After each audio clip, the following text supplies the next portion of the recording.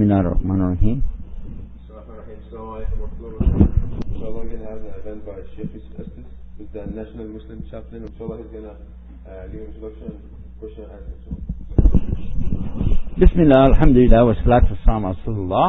You're listening to Islam Tomorrow. We're broadcasting almost live all the way from Long Island in New York, and it is a Long Island, by the way. And while we're here in the university called Stony Brook. I got it? Stony Brook. Hey, what can I say? I can't be wrong all the time. So, alhamdulillah. This is your host, Yusuf Estes, the National Muslim Chaplain.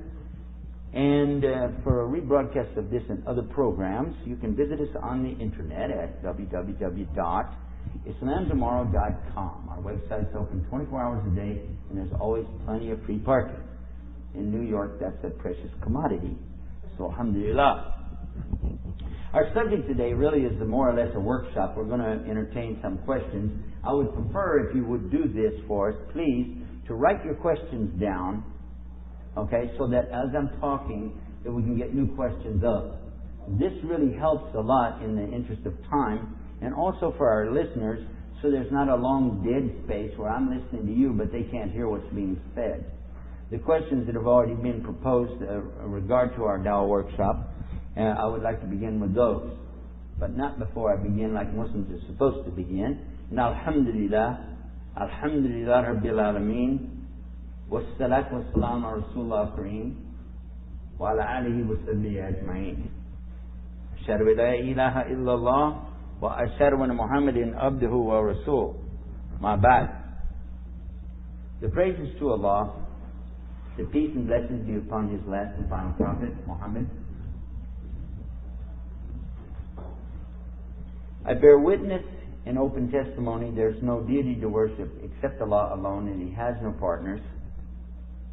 And I bear witness in open testimony that Muhammad is His last and final messenger.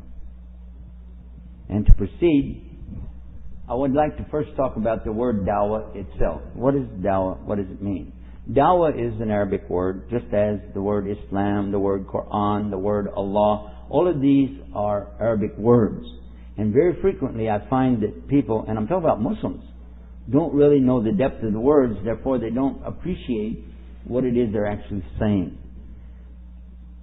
I recall one time somebody asking somebody, do you do Dawa? And I remembered thinking, is this like square dancing or something? Do you go out and do Dawa? I had no clue what they were talking about. But the word Dawa is coming from Arabic. And did you know the word Dua? You know Dua? It's related to the same word, Dawa. And a Da'i is also related to that.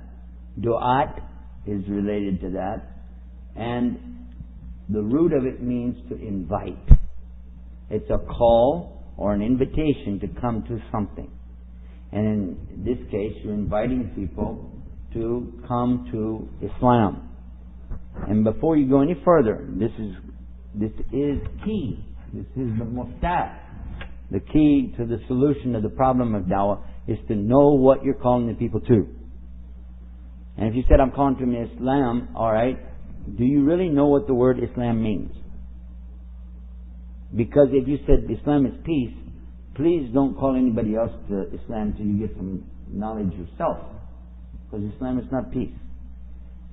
There's been more damage done to the image of Islam and Muslims by ignorant, jahl people going out and saying Islam is this and Islam is that. Some of them even have PhD in Islam and they still don't know what it is. Wallahi, I sat with one from one country, I don't want to say where, and talked with him. He's a very beautiful brother. And he just needs one semester to complete PhD. But the way he was talking to me, it sounded strange. Like he doesn't really understand Islam. And I thought, well, that can't be. This man has been to, like, Oxford University. This man has been to, like, Harvard University. He's been to the big Ivy League universities. How come he doesn't know what's Islam? So I thought, maybe it's just me. Well, whenever I teach a class in Islam, in the schools or, in the masajid, I always begin with 5 questions for the students. Now keep in mind, these are first generation Muslims that are in this country. Their parents came from some other country. And one year it was all Arabs from Arabic countries. They missed all 5 questions. This is scary. Because if you miss these questions, basically you're not a Muslim yet. You would like to be.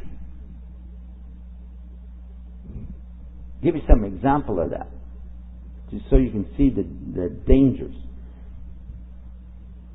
Where is Allah? Up. Good answer. Up. 2 letters. Up. Good. Actually, some people will say everywhere. And usually it's the majority, not the minority, who give this answer. Now it could be that they're wrong. And I'm going to say it could be, and I'm going to tell you why. Because I give a lot of room for people to give their understanding what they meant by everywhere. Okay? Because if you said, well, Allah, He's everywhere. Well, what do you mean? Well, we know in the Quran, He can hear everything, He can see everything, and He has all knowledge of everything, therefore He's everywhere. Ah, okay, now I see why you got the idea. And this is true.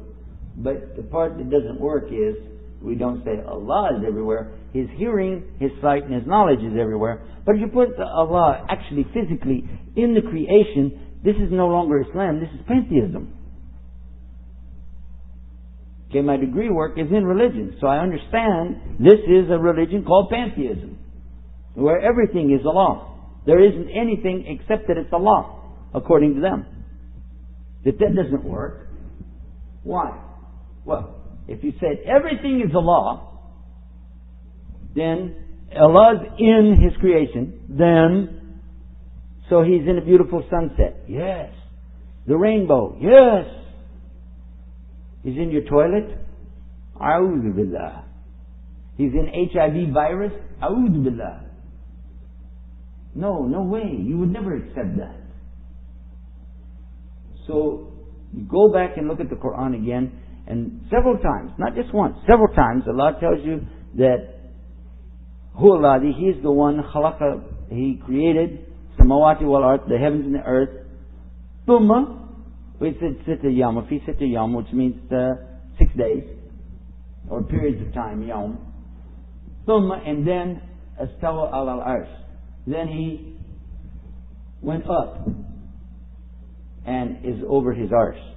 You want to be careful though, you don't want to say, and He's laying on it, or sitting on it, or He's on it even. You just say, over. Why?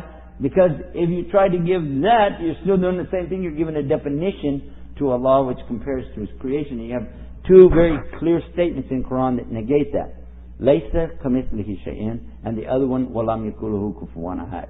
Meaning here that Allah is never, I'm going to put plain English, okay? Allah is never like anything. It's not from California, you know, like for sure. He's not like. That's one of my better jokes. You're supposed to laugh. Anyhow, Allah is not like anything. So if you can see it, hear it, touch it, smell it, feel it, if you can imagine it, that is not Allah. Because He's not like anything. And He's not in His creation. Because if He were, that means He was created.